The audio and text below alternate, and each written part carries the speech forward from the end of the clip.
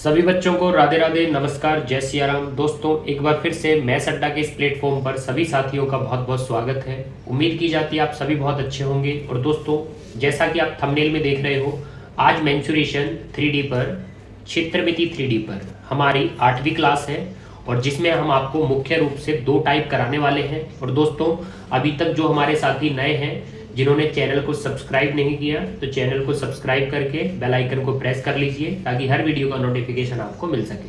अब दोस्तों, यहाँ पर हम 2 टाइप कवर करने वाले हैं। एक हमारा घन पर रहेगा और दूसरा टाइप हमारा घनाभ पर रहेगा। और दोस्तों, जो हमारा टाइप घन पर रहेगा उसमें हम आपको एक प्रॉपर रेशियो कराने वाले हैं कि 4 घन आते हैं, आपके 4 घन आते हैं और जिसमें रेशियो चलता है 3, 4, 5, 6।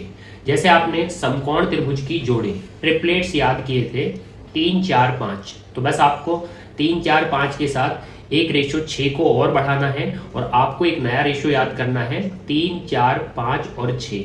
और ये हमारा रेशियो किस में फॉलो करेगा? ये रेशियो हमारा घन में फॉलो करेगा। तो दोस्तों, सबसे पहले इस टाइप पर बात करेंगे, इसको अच्छे से समझेंगे और फिर दूसरा टाइप हम करेंगे घनाभ पर, जिसमें आपको एक्स वाई जेड मतलब ये जो घनाभ होता है इसके 3 सन्निकट फलक का क्षेत्रफल आपको दिया जाता है और वो क्षेत्रफल होता है एक्स, वाई और जेड। और आपसे घनाभ का आयतन पूछा जाता है और जो बनता है अंडर रूट में x into y into z. तो दूसरा टाइप हमारा ये घनाभ पर रहने वाला है। तो ये दोनों टाइप के जो क्वेश्चन होते हैं काफ़ी बार एग्जाम में पूछे गए हैं और बहुत ही इंपॉर्टेंट क्वेश्चन है दोस्तों। और मैं आपको प्रॉपर समझाने वाला हूं, बस बने रहिए हमारे साथ। और जो मेरी ट्रिक रहेगी वो इन टाइप के क्वेश्चन को करने के लिए सबसे तेज ट्रिक रहेगी, बस लास्ट तक आप देखना। और दोस्तों, यदि आपने अभी तक मेंसुरेशन 3D के पहली वाली क्लासेस, पहले वाले पार्ट नहीं देखे हैं, तो जो भी बच्चे अभी तक उनको नहीं देख पाए हैं तो उनको हमारे चैनल पर जाकर देख सकते हैं। दोस्तों, इससे पहले वाले 7 पार्ट 7 क्लासेस का लिंक आपको डिस्क्रिप्शन बॉक्स में मिलेगा और जो भी आपका क्लास या जो भी आपका पार्ट छूटा हुआ है वो हमारे चैनल पर जाकर देख सकते हो। अब बिना टाइम वेस्ट करे दोस्तों, आज के दोनों टाइप स्टार्ट करते हैं। यहाँ पर देख सकते हो दोस्तों, मैंने यहाँ पर आपके सामने 4 घन रखे हैं और जो मैंने अभी आपको थंबनेल में बताया था कि पहले आपको अपना समकोण त्रिभुज की जोड़ या ट्रिपलेट्स बोलना है और वो ट्रिपलेट्स रहता है 3, 4 और 5। अब दोस्तों, मैंने आपको बताया था कि आपकी जो ट्रिपलेट्स होती है 3, 4 और 5, उसके साथ आपको नेक्स्ट नंबर अगली संख्या जोड़ देनी है। 3, 4, 5 के बाद कौन आता है भाई? 6 आता है। तो इसका मतलब क्या है? इस रेशियो का मतलब क्या है? पहले घन की भुजा 3 मीटर या 3 सेंटीमीटर है, दूसरे घन की भुजा 4 मीटर या 4 सेंटीमीटर है, तीसरे घन की भुजा आपकी रहेगी क्लियरली 5 और चौथे घन की भुजा रहेगी आपकी 6। मतलब ये 3, 4, 5 और 6 ये हमारी घन की किनारे या घन की भुजाएं होती हैं। अब दोस्तों, यहाँ 3, 4, 5, 6 का मतलब है जैसे ही आप 3 भुजा वाले, 4 भुजा वाले और 5 भुजा वाले घन को पिघलाकर यदि चौथा घन नया बड़ा घन बनाओगे तो वो 6 भुजा वाला घन बनेगा। जैसे मैं 3 भुजा वाला सबसे पहले छोटा घन लेता हूँ, फिर उससे बड़ा 4 भुजा वाला, उससे बड़ा 5 भुजा वाला। यदि मैं इनको पिघलाकर एक नया बड़ा घन बनाऊं तो उसकी भुजा, उसका किनारा बनेगा आपका क्लियरली 6। अब दोस्तों, इसको एक बार समझते हैं। जैसे आपको पता है कि ये 3 घन है और 3 घन को पिघलाकर यदि हम चौथा घन बनाएंगे तो इनका आयतन बराबर आता है, इनका आयतन बराबर आता है। अब चेक करके देखते हैं कि 3 घन को पिघलाकर जब चौथा घन बनाएंगे तो क्या इनके आयतन बराबर आते हैं। दोस्तों, आपको पता है कि घन का आयतन क्या होता है? घन का आयतन होता है a क्यूब। अब दोस्तों, सभी में आपको a क्यूब लगाना है। जैसे यहाँ पर 3 का क्यूब, यहाँ पर 4 का क्यूब, यहाँ पर भाई 5 का क्यूब करना है और बराबर में आपको पता है बराबर में क्या करना है? 6 का क्यूब। तो चेक करते हैं क्या ये बराबर आता है, क्या बराबर प्रूफ होता है। देखिए, 3 का क्यूब होगा 27, 4 का क्यूब बच्चे, 4 का क्यूब होगा 64, 5 का क्यूब होगा 125 और भाई 6 का घन, 6 का क्यूब आपका क्लियरली 216। तो इस प्रकार से आप चेक कर सकते हो क्या इनके आयतन बराबर आते हैं। तो यदि आप ऐड करोगे, यहाँ पर 125 आएगा, सॉरी, अब यहाँ पर इनको ऐड करोगे तो 27 और 64 को ऐड करोगे तो ये 91 बनेगा और 91 मतलब 91। और जैसे ही 91 को 125 में ऐड करोगे 91 प्लस 125 तो ये हमारा 216 आएगा। और दोस्तों, तीनों घनों का 216 आयतन बना है और जो हमारा चौथा बड़ा घन बनेगा उसका आयतन भी 216 बना है। तो आप देख सकते हो ये आयतन बिल्कुल इक्वल प्रूफ हुआ है। तो बोल सकते हैं 3, 4, 5 भुजा वाले घनों को पिघलाकर यदि हम नया बड़ा घन बनाते हैं जो 6 भुजा वाला 6 किनार वाला बनेगा, तो तीनों घनों का आयतन हमारे उस बड़े घन के आयतन के बराबर होगा। तो आप यहाँ से समझ सकते हो कि यहाँ पर बिल्कुल इक्वल प्रूफ हुआ है। 216 आयतन तीनों घनों का है और 216 ही आयतन बड़े घन का है। अब दोस्तों इसको आप एक बार नोट डाउन कर लेना, ये तो आपका प्रूफ रहा, लेकिन हमें तो क्वेश्चन करने हैं और हमें क्वेश्चन इतनी जल्दी जल्दी फटाफट करने हैं। लेकिन उसके लिए आपको 3, 4, 5 इतना ही याद नहीं करना। उसके लिए आपको करना क्या है, थोड़ा ध्यान देना दोस्तों। आपने बेस तो याद कर लिया कि हमारी ट्रिपलेट्स क्या है, 3, 4, 5, बस उसमें एक नंबर और बढ़ा दो 6। तो थोड़ा ध्यान देना दोस्तों। आपने रेशियो क्या याद किया, आपने रेशियो याद करा 3, 4 भाई, उसके बाद भाई 5, उसके बाद याद किया आपने 6। अब दोस्तों थोड़ा ध्यान देना, यहाँ पर ये रेशियो तो आपको याद रखना है प्रॉपर। अब इस रेशियो के आधार पर आपको क्या करना है, थोड़ा ध्यान देना। जैसे सबसे छोटे घन की भुजा आपकी क्लियरली 3 सेंटीमीटर है या 3 मीटर है। यदि मैं इसको डबल कर दूं, इसको डबल कर दूं मतलब 3 का डबल, यदि मैं 6 कर दूं तो आप बोल सकते हो 3 से 6 एक रेशियो दोगुना हो गया। 3 से 6 एक दोगुना, तो दूसरा भी दोगुना हो जाएगा। 4 का दोगुना 8 हो जाएगा, 5 का दोगुना 10 हो जाएगा, 6 का दोगुना क्लियरली 12 हो जाएगा। तो ये भी आपको याद रखना है कि 3, 4, 5, 6 नहीं, इसके अलावा 6, 8, 10, 12 ये भी एक रेशियो फॉलो होगा। जैसे इसकी भुजा 6 आएगी, इसकी भुजा 8 आएगी, इसकी भुजा 10 आएगी, तो इसकी भुजा 12 होगी। अब दोस्तों आप बोल सकते हो इसके आगे नेक्स्ट भाई 3 से यदि मैं 9 करता हूँ, 3 से यदि मैं 9 करता हूँ तो 3 से 9 ये कितने गुना हुआ भाई, ये 3 गुना हुआ। तो 3 गुना, 4 का 3 गुना 12, 5 का 3 गुना 15, इसके अलावा 6 का 3 गुना 18। तो दोस्तों बोल सकते हैं रेशियो यदि दोगुने होंगे तो सभी दोगुने होंगे, और रेशियो यदि 3 गुने होंगे तो सभी 3 गुने होंगे। इसके अलावा दोस्तों यदि मैं आपको ये बोलता हूं कि 3 से आप 1.5 कर दो, 3 से आप 1.5 कर दो मतलब 1.5, तो 3 से यदि आप 1.5 करोगे ये तो आधा हो गया भाई। तो एक रेशियो यदि आधा होगा तो बाकी सब रेशियो आधे हो जाएंगे। जैसे 4 का आधा कितना बनेगा, 2 बनेगा, 5 का आधा 2.5 बनेगा, और क्लियरली 6 का आधा 3 बनेगा। तो ये रेशियो भी फॉलो होता है 1.5, 2, 2.5 और 3 वाला। अब दोस्तों इसको आप अच्छे से नोट डाउन कर लेना और फिर लेते हैं इस पर प्यारे प्यारे अच्छे अच्छे सवाल। सभी बच्चे एक बार क्वेश्चन को देख सकते हैं कि जो भी आपने अभी समझा है उन क्वेश्चनों की लैंग्वेज किस प्रकार से आती है। तो यहाँ पर देखिए 3 घनों के किनारे क्रमशः 36 मीटर, 48 मीटर तथा 60 मीटर है। यदि इन तीनों को पिघलाकर एक बड़ा घन बनाया गया तो बड़े घन की भुजा कितने मीटर होगी, यह आपसे पूछा गया है। तो दोस्तों क्वेश्चन की लैंग्वेज कुछ इस प्रकार से आती है कि पहले आपको 3 घन दिए जाते हैं और तीनों को पिघलाकर एक चौथा घन बनाया जाता है। तो 3 घन की भुजाएं आपको दी है क्लियरली। पहले घन की दी है 36 मीटर, दूसरे घन की दी है आपको 48 मीटर, तीसरे घन की दी है आपको 60 मीटर। और क्या बोला गया है कि तीनों घन को पिघलाकर एक नया बड़ा घन बनाया गया है और जिसकी भुजा आपसे पूछी गई है। यहाँ पर क्वेश्चन मार्क करते हैं। तो बोला क्या गया है, तीनों घनों को पिघलाकर। तो भाई तीनों घनों को पिघलाकर एक बड़ा घन, एक नया घन बनाया गया है। अब दोस्तों यही लैंग्वेज आती है, बस आप इसकी रीडिंग थोड़ी अच्छे से समझ लेना कि 3 घन को पिघलाकर एक नया घन बनाया जाता है, एक चौथा घन बनाया जाता है। तो आपको पता है जो आपने अभी रेशियो सीखा वो रेशियो होता है 3, 4, 5 और यहाँ पर आता है 6। तो आपने रेशियो याद कर लिया, कौन सा रेशियो कि 3, 4, 5 और 6 ये हमारा रेशियो फॉलो करता है जब 3 घनों को पिघलाकर चौथा घन बनाया जाए। तो दोस्तों यहाँ पर देख सकते हो कि 3 से 36 हुआ है, 4 से 48 हुआ है, 5 से 60 हुआ है। तो भाई ये कितने गुना हुआ है, 3 से 36 ये 12 गुना हुआ है, 4 से 48 ये भी 12 गुना हुआ है, 5 से 60 ये भी 12 गुना हुआ है।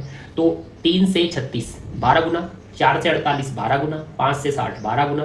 तो बोल सकते हैं यदि एक रेशो 12 गुना हुआ होगा तो सभी रेशो 12 गुना हो जाते हैं। तो 6 का 12 गुना, 6 का 12 गुना मतलब चौथा जो घन होगा उसकी भुजा 72 आएगी, क्योंकि 6 का 12 गुना 72 बनेगा। और वो किस में बनेगा, वो हमारा मीटर में बनेगा दोस्तों। तो आप इसे मीटर में लिख के अपना आंसर कर सकते हो। तो 72 मीटर हमारा आंसर रहेगा और पूछा भी मीटर में है। अब दोस्तों 72 मीटर यहाँ पर हमारा सेकेंड ऑप्शन है। अब आपका आंसर आया 72 मीटर, आपने सेकंड ऑप्शन को टिक कर दिया। लेकिन दोस्तों 72 मीटर, यदि 72 मीटर को 100 से गुणा किया जाए तो वो ऑप्शन बना सकता है 7200 सेंटीमीटर। बस थोड़ा एग्जामिनर को ये पता है कि ये क्वेश्चन थोड़े ट्रिकी होते हैं कि इनमें बच्चा 3, 4, 5, 6 से फटाफट सॉल्यूशन पे आ जाएगा, लेकिन आपका आंसर मीटर से मीटर में आएगा। तो 72 मीटर जिसमें होते हैं क्लियरली 7200 सेंटीमीटर। बस ऑप्शन में इतना चेंज कर सकता है कि वो यहाँ पर 6500 सेंटीमीटर, 7200 सेंटीमीटर, 8400 सेंटीमीटर या क्लियरली 9000 सेंटीमीटर रख सकता था। तो यहाँ पर अभी हमसे मीटर में पूछा गया है, तो हमारा आंसर 72 मीटर है। और दोस्तों इसे टिक कर बढ़िए अगले सवाल पर। सवाल को एक बार आप पढ़ सकते हो दोस्तों। यहाँ पर क्या दिया है, 3 घनों के किनारे क्रमशः 30 सेंटीमीटर, 40 सेंटीमीटर तथा 50 सेंटीमीटर है। यदि इन तीनों घनों को पिघलाकर एक बड़ा घन बनाया गया तो उस घन का संपूर्ण पृष्ठीय क्षेत्रफल कितना होगा, और आपसे वर्ग मीटर में यहाँ पर पूछा गया है। और दोस्तों ध्यान देना, आपको 30 सेंटीमीटर, 40 सेंटीमीटर और 50 सेंटीमीटर में दिया है, लेकिन जो बड़ा घन बनाया जाएगा उसका संपूर्ण पृष्ठीय क्षेत्रफल मतलब टोटल सरफेस एरिया आपसे पूछा है किसमें, वर्ग मीटर में। तो थोड़ा ध्यान देना दोस्तों, 3 घन है 30 सेंटीमीटर, 40 सेंटीमीटर तथा 50 सेंटीमीटर वाले। इन तीनों घनों को पिघलाकर जब एक बड़ा घन बनाया जाता है तो आपको रेशियो याद होगा 3, 4, 5 और हमारा 6। तो आपको ये रेशियो बहुत अच्छे से याद रखना है कि 3, 4, 5 और 6। अब यहाँ पर देख सकते हो 30, 40, 50, तो आप रख सकते हो 30, 40, 50। तो यहाँ पर बोल सकते हो 3 से यहाँ पर 30 हुआ मतलब 10 गुना, एक रेशियो 10 गुना, 4 से 40 ये भी 10 गुना, 5 से 50 ये भी 10 गुना। तो हमारा जो 6 रेशियो है वो भी 10 गुना हो जाएगा। तो ये हमारा हो जाएगा 60, क्योंकि 3 से 30 10 गुना, 4 से 40 10 गुना, 5 से 50 10 गुना, तो 6 से 10 गुना हमारा 60 हो जाएगा। लेकिन दोस्तों ये था किसमें, ये पूरा मैटर आप देख सकते हो, ये सभी किनारे सभी भुजाएं सेंटीमीटर में थी। तो जो हमारे चौथे घन की भुजा आएगी या चौथे घन का किनारा आएगा वो भी किसमें आएगा, सेंटीमीटर में आएगा। लेकिन उस बड़े घन का, उस नए घन का संपूर्ण पृष्ठीय क्षेत्रफल, अब बड़ा घन जो बनाया गया है उसका संपूर्ण पृष्ठीय क्षेत्रफल और घन का संपूर्ण पृष्ठीय क्षेत्रफल मतलब 6a²। और यहाँ पर बड़ा घन है इसलिए आप कैपिटल से रख सकते हो 6a²।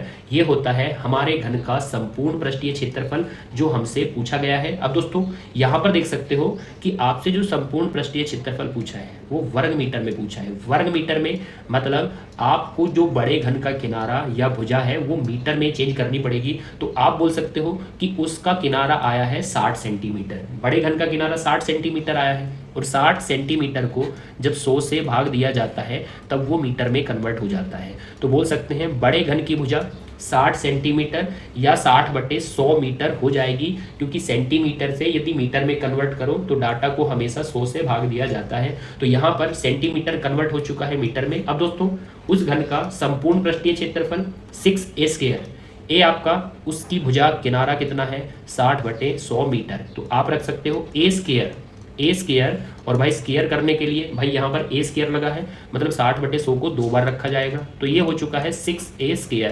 तो यहाँ से आप कैलकुलेट कर सकते हो दोस्तों, 2 जीरो से आपकी 2 जीरो कैंसिल हो जाएगी। अब यहाँ पर बोल सकते हो 6 का घन भाई 216 आएगा, और 216 को किससे भाग दोगे, यहाँ पर देख सकते हो 100 से भाग दोगे, और जैसे ही 216 को 100 से भाग दोगे तो यहाँ पर आपको मिल जाएगा 2.16 वर्ग मीटर, क्योंकि मीटर का मीटर में मल्टीपल, तो ये हमारा वर्ग मीटर में आएगा 2.16 वर्ग मीटर। तो तीसरा ऑप्शन है भाई, टिक करिए, लॉक कर दीजिए।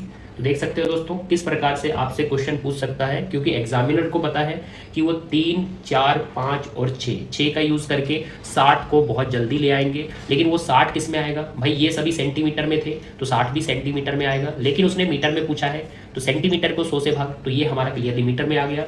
और बड़े घन का संपूर्ण पृष्ठीय क्षेत्रफल मतलब 6a², ए को हमने रखा a² कर दिया, और यहाँ से हमें उसका संपूर्ण पृष्ठीय क्षेत्रफल 2.16 वर्ग मीटर प्राप्त हुआ। तीसरे ऑप्शन में बैठा है भाई, टिक करके लीजिए। अगला सवाल आपके सामने स्क्रीन पर, यहाँ पर देख सकते हो दोस्तों, यहाँ पर आपको फिर से दिया है कि 3 घनों के किनारे क्रमशः 9 सेंटीमीटर, 12 सेंटीमीटर तथा 15 सेंटीमीटर है। इन तीनों को पिघलाकर, याद रखना इसी प्रकार की लैंग्वेज आती है, तीनों को पिघलाकर एक नया घन, एक बड़ा घन या चौथा घन बनाया जाता है और उसके बारे में पूछा जाता है। और यहाँ पर पूछा है नए घन का किनारा कितने सेंटीमीटर होगा। तो दोस्तों आप अपना रेशियो यूज़ कर सकते हो, और अपना रेशियो को यूज़ करके इसका आंसर कमेंट बॉक्स में बता सकते हो। ऑप्शन आपके साथ है। और अब बढ़ते हैं हम हमारे सेकेंड टाइप पर, और पहले सेकेंड टाइप की थीम को समझेंगे और फिर लेंगे उस पर बिल्कुल प्यारे प्यारे स्मूथली सवाल। लेकिन पहले एक बार थीम को समझ लीजिए दोस्तों, आइए। यहाँ पर देख सकते हो दोस्तों, यहाँ पर क्या दिया है, घनाभ का आयतन अंडर रूट में x into y into z. तो सबसे पहली बात करें दोस्तों कि यहाँ पर एक तरफ दिया है घनाभ का आयतन जिसे वॉल्यूम v से डिनोट किया गया है, तो ये तो सही है भाई। Under root x y z क्या है, यहाँ पर ध्यान दीजिए दोस्तों, एक्स वाई जेड का मतलब है कि x जो है वो आपके इस पृष्ठ का क्षेत्रफल है, इस पृष्ठ का क्षेत्रफल है। आप देख सकते हो आकृति में भी x से रखा है। जो y है वो आपके इस पृष्ठ का क्षेत्रफल है, और जो आपका z है वो आपके इस साइड वाले पृष्ठ का क्षेत्रफल है। तो बोल सकते हैं x, y और z हमारे तीन सन्निकट पृष्ठों के क्षेत्रफल होते हैं। तो आप नोट डाउन कर लेना, x, y और z तीन सन्निकट, ये भाई तीन जो पास पास में रहते हैं तीनों फलक, तीनों सन्निकट पृष्ठों का या तीनों सन्निकट फलकों का क्षेत्रफल होता है। तो इनको मैं लिख देता हूँ x, थोड़ा ध्यान देना दोस्तों, x, y और z, ये हमारे तीन सन्निकट फलकों का क्षेत्रफल, क्या फलकों का क्षेत्रफल होता है। तो आप बस इसको नोट डाउन कर लेना। अब दोस्तों यदि बात करें कि हमें घनाभ का आयतन बनाना है और आयतन बराबर हमें क्रिएट करना है under root x y z, मतलब तीन सन्निकट फलकों के क्षेत्रफल का गुणा। तो दोस्तों एक बार थोड़ा ध्यान देना, आपको पता है ये आपकी घनाभ की आकृति है और घनाभ का आयतन के बराबर हमें ये शॉर्टकट बनाना है। तो बनता कैसे है पहले समझिए। जैसे आपको पता है ये घनाभ का लंबाई होता है, ये घनाभ की चौड़ाई होती है। अब दोस्तों आपको पता है लंबाई के सामने लंबाई रहती है, तो ये घनाभ की लंबाई रहेगी, और चौड़ाई के सामने, भाई ये चौड़ाई है तो इसके सामने घनाभ की चौड़ाई होगी। अब इस चौड़ाई के सामने घनाभ की चौड़ाई होगी, तो लंबाई के सामने लंबाई और दोस्तों चौड़ाई के सामने चौड़ाई। अब बचा हमारा ऊंचाई का मैटर। आपको पता है इस बॉटम से लेकर टॉप तक ये हमारे घनाभ की ऊंचाई होगी, बॉटम से लेकर टॉप तक ये हमारे घनाभ की ऊंचाई होगी। तो यहाँ पर समझने के लिए आपको पता है एक्स वाई जेड तीन सन्निकट फलकों का क्षेत्रफल है, तीन सन्निकट फलकों का क्षेत्रफल है। लेकिन दोस्तों थोड़ा ध्यान देना, यदि मैं सबसे पहले x की बात करूं, सबसे पहले x की बात करूं, ध्यान दीजिए x क्या है। यदि मैं x की बात करूं तो x हमारे इस पृष्ठ का क्षेत्रफल है, इस पृष्ठ का क्षेत्रफल क्या है हमारा x है। तो आप बोल सकते हो भाई x इस पृष्ठ का क्षेत्रफल है, तो इस पृष्ठ का क्षेत्रफल कैसे आएगा, इस वाले पृष्ठ का क्षेत्रफल आएगा, इसकी दोनों साइडों का गुणा किया जाएगा। मतलब जैसे आप बोल सकते हो ये हमारा आयत है, ये हमारा आयत है, और आयत का क्षेत्रफल क्या होता है भाई, आयत का क्षेत्रफल होता है उसकी आसन भुजाओं का गुणा किया जाता है, मतलब लंबाई गुणित चौड़ाई। तो इसकी आसन भुजाएं देखी जाए इस पृष्ठ की जो है L और B, तो क्षेत्रफल क्या आएगा, एक्स पृष्ठ का क्षेत्रफल आएगा उसकी आसन भुजाओं का गुणा, मतलब लंबाई गुणित चौड़ाई, लंबाई गुणित चौड़ाई मतलब L इंटू बी। अब दोस्तों यहाँ से आते हैं हम y पर। यदि y की बात करें तो मैं यहाँ पर y को रखता हूँ कि y पृष्ठ का क्षेत्रफल, इस पृष्ठ का क्षेत्रफल कैसे आएगा। तो भाई ये भी आपका आयत है, ये भी आपका आयत है, तो आप बोल सकते हो इस आयत का क्षेत्रफल, इस आयत का क्षेत्रफल आएगा आसन दोनों भुजाओं का गुणा। तो आसन दोनों भुजाएं देखी जाए तो वो है आपकी, एक तो h देख सकते हो यहाँ भी, और एक है आपकी लंबाई देख सकते हो यहाँ भी। तो y पृष्ठ का क्षेत्रफल या y जो आपका आयत बना है उसका क्षेत्रफल होगा उसकी आसन भुजाओं का गुणा, मतलब बोल सकते हो L into H, L into H. अब दोस्तों एक और बचा हमारा z। अब z का यदि z पृष्ठ का क्षेत्रफल देखोगे तो z हमारा इस पृष्ठ का क्षेत्रफल है, तो इस पृष्ठ का क्षेत्रफल भाई ये भी हमारा क्या है, ये भी हमारा एक आयत है, तो इस आयत का क्षेत्रफल, इस आयत का क्षेत्रफल होगा इसकी आसन भुजाओं का गुणा, और इसकी आसन भुजाएं देख सकते हो एक तरफ h से डिनोटेड है और एक तरफ b से डिनोटेड है, तो आसन भुजाओं का गुणा मतलब b into H, b into H. तो ये बन चुका है हमारे x पृष्ठ का क्षेत्रफल, ये बन चुका है हमारे y पृष्ठ का क्षेत्रफल, ये बन चुका है हमारा क्लियरली z पृष्ठ का क्षेत्रफल, और ये हमारे तीनों क्या है, आयत के क्षेत्रफल है। आयत कैसे बनता है, आसन भुजाओं का गुणा, जैसे आपने सीखा है लंबाई गुणित चौड़ाई। अब दोस्तों यहाँ पर देख सकते हो, यहाँ पर अच्छे से, यहाँ पर उसने क्या किया है, यहाँ पर उसने किया है x into y into z. तो सेम आपको करना पड़ेगा x into y into z. तो आपको पता है x का मान LB है, y का मान LH है, z का मान BH है। तो हमने करा x की जगह आएगा LB, हमने करा y की जगह आएगा LH, हमने करा z की जगह आएगा BH। तो बोल सकते हैं इन तीनों की जगह क्रमशः आएंगे LB, LH और BH। तो x y z तीनों पृष्ठों का हमने गुणा कर लिया। अब थोड़ा ध्यान देना दोस्तों, यहाँ पर तो बन जाएगा आपका x y और z मल्टीपल होकर, लेकिन यहाँ पर देखिए आपने जैसे ही तीनों पृष्ठों का क्षेत्रफल गुणा किया तो यहाँ पर देख सकते हो 2 बार L आया है, 2 बार L आया है, तो आप L का स्क्वायर बोल सकते हो। 2 बार b आया है तो आप b का स्क्वायर बोल सकते हो, और ऐसे ही 2 बार h आया है तो आप h का स्क्वायर बोल सकते हो। अब दोस्तों यहाँ पर तीनों पृष्ठों का क्षेत्रफल गुणा हो चुका है, लेकिन आपको यदि घातांक करने के रूल पता है कि ये तीनों संख्याओं पर वर्ग लगा है, तीनों संख्याओं पर वर्ग लगा है, यदि आप बोल सकते हो गुणनखंडों पर समान घात हो, फैक्टर है l, फैक्टर है b और फैक्टर है h, यदि गुणनखंडों पर समान घात हो तो तीनों गुणनखंडों को आपस में गुणा किया जाता है, तीनों गुणनखंडों को आपस में गुणा किया जाता है। तो भाई इनकी समान घात थी जो 2 से डिनोटेड है, तो तीनों की समान घात होने के कारण तीनों आधारों को आपस में गुणा किया जाता है और वो समान घात उनके ऊपर रखी जाती है। तो यहाँ से आपको मिल चुका है l का स्क्वायर, b का स्क्वायर और h के स्क्वायर से मिल चुका है lbh का होल स्क्वायर। अब दोस्तों यहाँ पर आपको पता है कि LBH क्या होता है। LBH भाई हमारे घनाभ का आयतन होता है। LBH क्या होता है, हमारे घनाभ का आयतन होता है, और वो आप देख सकते हो वो V से डिनोटेड है। तो LBH घनाभ का आयतन जिसे हम V से डिनोट करते हैं, और इस पर क्या लगा है, इस पर स्क्वायर लगा है। अब दोस्तों बराबर में है XYZ। अब दोस्तों ध्यान दीजिए, आप क्या ले आए, आप ले आए V स्क्वायर बराबर x into y into z, जिसमें v आपका आयतन है, जिसमें v आपका आयतन है, और बराबर में है एक्स वाई जेड, मतलब तीनों सन्निकट फलकों के क्षेत्रफल का गुणा। अब बोल सकते हो यहाँ आयतन का वर्ग है, और वर्ग भाई वर्ग यदि इक्वल का साइन क्रॉस करेगा तो वो वर्गमूल बन जाएगा। तो आप बोल सकते हो एक्स वाई जेड करनी के नीचे आ जाएगा। अब दोस्तों ये हमारा शॉर्ट ट्रिक बन चुका है कि जो घनाभ का आयतन होता है, जो घनाभ का आयतन होता है उसका शॉर्ट ट्रिक बनता है घनाभ का आयतन अंडर रूट में तीनों सन्निकट फलकों का क्षेत्रफल x, y और z। इसको आप अच्छे से नोट डाउन कर लेना। और दोस्तों फिर लेते हैं कि किस प्रकार से इन पर सवाल पूछे जाते हैं, कैसी लैंग्वेज में आते हैं। तो पहला क्वेश्चन आपके सामने स्क्रीन पर है, यहाँ पर देख सकते हो बेटा सभी, यहाँ पर दिया है एक घनाभ की 3 आसन्न फलकों का क्षेत्रफल क्रमशः x, y, z वर्ग इकाई है, क्योंकि क्षेत्रफल वर्ग इकाई करके आता है, मतलब वर्ग मीटर या वर्ग सेंटीमीटर। इसका आयतन v है, तो एक्स वाई जेड का मान पूछा है और ऑप्शन आपके सामने है। अब दोस्तों पहली बात, आप जब भी एग्जाम में बैठे हो तो आप कुछ इस प्रकार से फिगर बनाओगे। पहले तो आप एक आयत बना दिया करो, ये आयत बन चुका है, लेकिन हमें एक घनाभ की 3 आसन्न फलकों का क्षेत्रफल क्रमशः क्या दिया है, एक्स वाई जेड दिया है। तो आप कुछ इस प्रकार का फिगर बना दिया करो वहां पर, और 3 आसन्न फलकों का क्षेत्रफल एक्स वाई जेड है, वो एक्स वाई जेड 3 आसन्न फलकें, मतलब एक साथ लगी हुई 3 फलकों का क्षेत्रफल एक्स वाई जेड है। और घनाभ का आयतन, इस घनाभ का आयतन हमें क्या दिया है, v दिया है, और पूछा है x into y into z का मान इन ऑप्शन में से कौन सा होगा। तो दोस्तों अभी आपने क्या सीखा है, पीछे आप देख सकते हो, आपने सीखा है घनाभ का आयतन अंडर रूट में एक्स वाई जेड। तो यहाँ पर आप बना सकते हो कि जो घनाभ का आयतन होगा वो बनता है करणी में तीनों सन्निकट फलकों का क्षेत्रफल, मतलब एक्स वाई जेड। अब दोस्तों यहाँ पर आपसे मान किसका पूछा है, थोड़ा फोकस करना, आपसे पूछा है x into y into z. तो हमें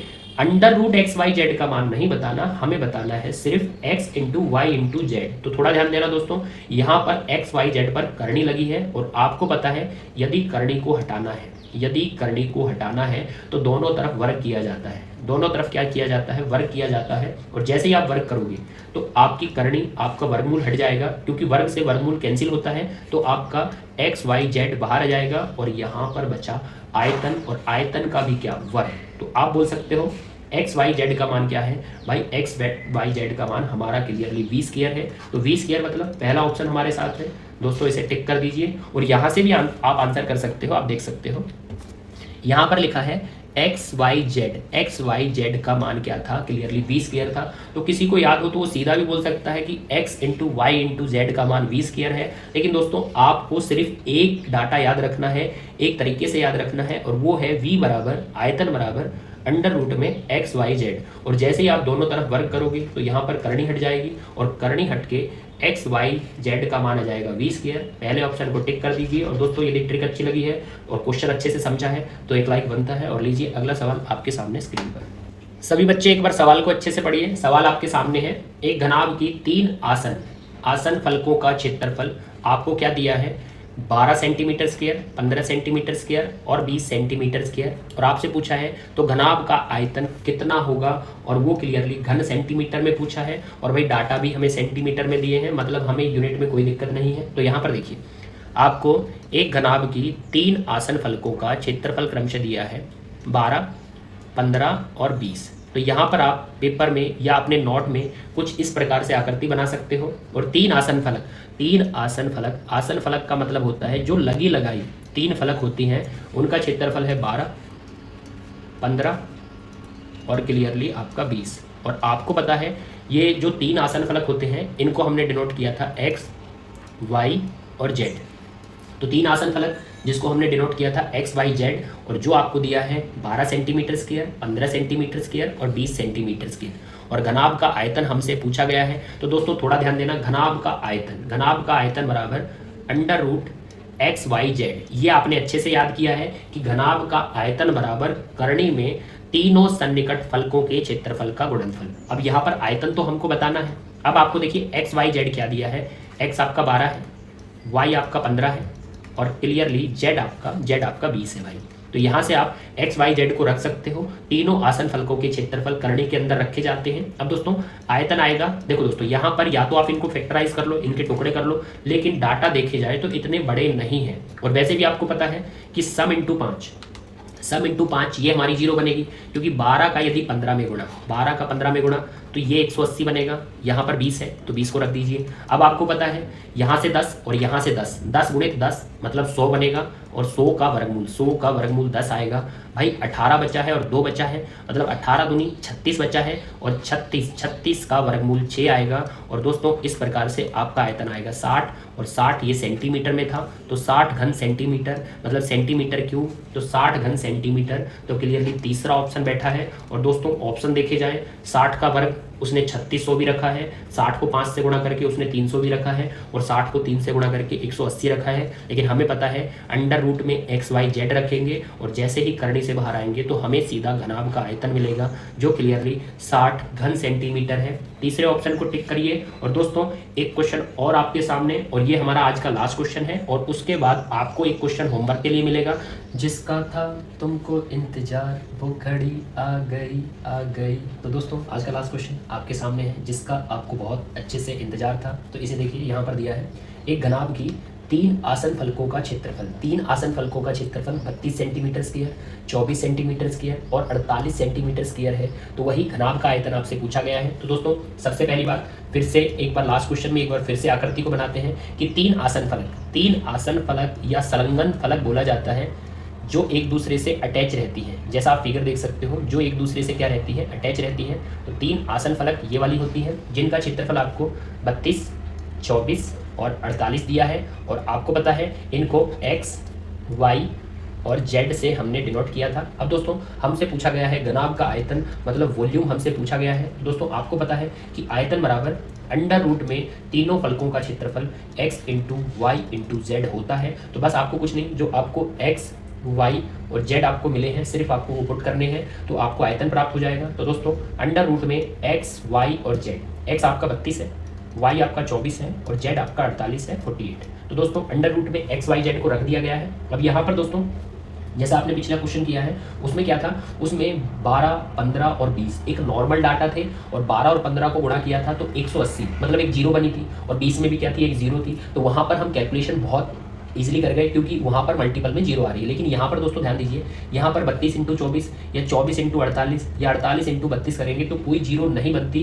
क्योंकि जीरो कब बनती है, जीरो बनती है सम इंटू 5 करने पर। जैसे हमने 12 और 15 का गुणा किया जीरो बन गई थी, लेकिन यहाँ पर जीरो नहीं बनेगी। तो यहाँ पर आपको फैक्टराइज करके ही वर्गमूल करना पड़ेगा। जैसे आप देख सकते हो भाई 24 को आप थोड़ा नजर मार सकते हो भाई 24 और 24 का डबल कौन होता है 48। तो बोल सकते हैं कि हम 48 को तोड़ लेंगे 24 गुणित 2 में, 48 को तोड़ लेंगे हम 24 गुणित 2 में, क्योंकि एक 24 हमारे पास पहले ही बैठा है, एक 24 हमारे पास पहले ही बैठा है। तो 48 को तोड़ा 24 गुणित 2 में, ताकि ये वाला 24 और एक 24 जो है, दो 24 में से एक 24 बाहर आ सके। अब दोस्तों आपको पता है या तो इसको तोड़ लीजिए 16 इंटू 2 में, 16 इंटू 2 में तोड़ के 16 को बाहर ले सकते हो, लेकिन आप 32 भी रखो क्योंकि दो 24 में से एक 24 बाहर जाएगा और 32 का यदि आप 2 में गुणा करोगे तो ये 64 बनेगा और 64 का भी वर्गमूल प्राप्त हो जाएगा। तो दोस्तों दो 24 में से एक 24 बाहर आएगा, या बोल सकते हो 24 गुणित 24 576 बनेगा और 576 का वर्गमूल वही आपका 24 आएगा। तो सीधा ही बोलो 2 24 में से एक 24 बाहर। अब दोस्तों 32 का 2 में 64 और 64 से आ जाएगा 8। तो यहाँ से आयतन मिल जाएगा। जैसे ही आप 8 से गुणा करोगे तो 192 और 192 आयतन किसमें भाई, ये सेंटीमीटर में था, तो आयतन हमें घन सेंटीमीटर में या सेंटीमीटर क्यूब में प्राप्त होगा। तो ये हमारा आंसर होगा 192 सेंटीमीटर क्यूब, 192 घन सेंटीमीटर। तो कौन सा ऑप्शन है भाई, तीसरा ऑप्शन है। और ये हमारा आज का क्लास समाप्त हुआ दोस्तों। अब लेते हैं आपके लिए क्वेश्चन। यदि आप अच्छे से समझे हो कि 3 आसन फलकों के क्षेत्रफल का गुणा देन उसकी करनी, तो हमें उस घनाभ का आयतन प्राप्त होता है। बस इसको थोड़ा अच्छे से याद रखना। आपको तीनों फलकों का क्षेत्रफल दिया जाता है और आपसे आयतन पूछा जाता है। तो आपका होमवर्क वाला क्वेश्चन आपके सामने है। तो दोस्तों आपके लिए थोड़ा जहरीला सवाल मैंने छोड़ा है। यहाँ पर देख सकते हो 3 आसन फलकों का क्षेत्रफल आपको 66 metre square, 108 metre square, 198 metre square है। दोस्तों पूरा फिगर बना के बढ़िया अच्छे तरीके से, और यहाँ पर इनको 66, 108 और 198 को रख लेना। और आपसे पूछा है वही घनाभ का आयतन। तो दोस्तों इस बार क्वेश्चन थोड़ा अच्छा है और आपको अच्छे से फैक्टराइज करके वर्गमूल निकालना पड़ेगा। और ऑप्शन आपके साथ बैठे हैं, कौन सा ऑप्शन आपका आंसर रहेगा कमेंट बॉक्स में फेंक के मारना। और दोस्तों यदि आज के दोनों टाइप आपको अच्छे लगे हैं तो यहीं पर वीडियो को लाइक करके, इस वीडियो को अपने दोस्तों को शेयर करके, साथ में जो साथी अभी तक हमारा चैनल सब्सक्राइब नहीं किए हो तो चैनल को सब्सक्राइब कर लीजिए दोस्तों। साथ में उसके बाजू वाला बेल आइकन प्रेस कर लीजिए ताकि हर वीडियो का, हर एडवांस वीडियो का आपको नोटिफिकेशन मिल सके।